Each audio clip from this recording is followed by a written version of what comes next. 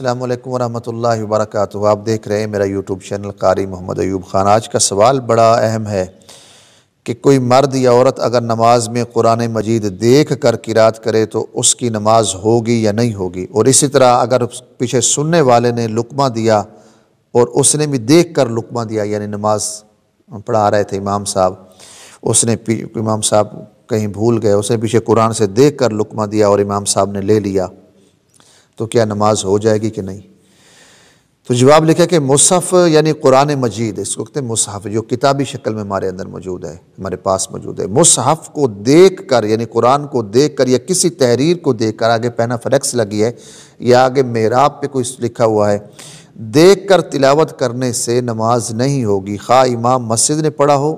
یا نماز میں شامل کسی مقتدی یا سامع نے دیکھ کر پیچھے لقمہ دیا ہو۔ امام مسجد پڑھ رہا ہو، پیچھے کسی نے لقمہ دیا ہو، تو لکھا کہ ان کی نماز نہیں ہوگی، امام کی بھی نماز نہیں ہوگی، مقتدیوں کی بھی نماز نہیں ہوگی۔ اگر کسی نے پیچھے سے دیکھ کر بتایا، مثال آپ کے محراب میں جو ہے سورۃ والضحیٰ لکھی ہوئی ہے اور امام صاحب سامنے کھڑے ہو کر اس کو دیکھ کر تلاوت کر دیں، وَلَضَّالِّينَ آمین پڑھنے کے بعد وہ کہہ دیں وَالضُّحَىٰ وَاللَّيْلِ إِذَا سَجَىٰ مَا وَدَّعَكَ رَبُّكَ وَمَا قَلَىٰ وَلَلْآخِرَةُ خَيْرٌ لَكَ مِنَ وہ پڑھتا دیکھ کے پڑھ رہا ہے تو نماز نہیں ہوگی۔ اور اسی طرح امام صاحب بھول گئے، پیچھے کوئی بندہ ہے، اس نے موبائل پہ قرآن نکالا اور اس نے وہاں سے دیکھ کے بتا دیا، تو اس کی بھی، تو اگر امام صاحب نے وہ لقمہ لے لیا اس کی نماز نہیں ہوئی، جب امام کی نہیں ہوئی تو مقتدیوں کی بھی نہیں ہوگی۔ اسی طرح کوئی بندہ ہے، وہ نماز پڑھ رہا ہے اور یوں قرآن کھول کے کھڑا ہے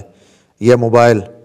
پہ دیکھ کے پڑھ رہا ہے تو وہ بھی نہیں ہوگی۔ دوسرے نمبر پہ موبائل پہ وہ جو ٹچ موبائل ہی ہے، اگر پھر بھی تو اس کا ورق الٹنے کے لیے وہ حرکت کرے گا، یا قرآن ہے تو اس کا ورق پلٹنے کے لیے یہ عمل کثیر میں آ جاتا ہے،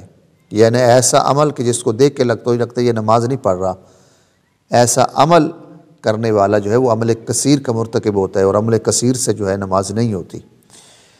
لہٰذا عورت ہو یا مرد، اگر سامنے قرآن پاک کھلا ہے یا لکھا ہے وہ دیکھ کے پڑھ رہے ہیں،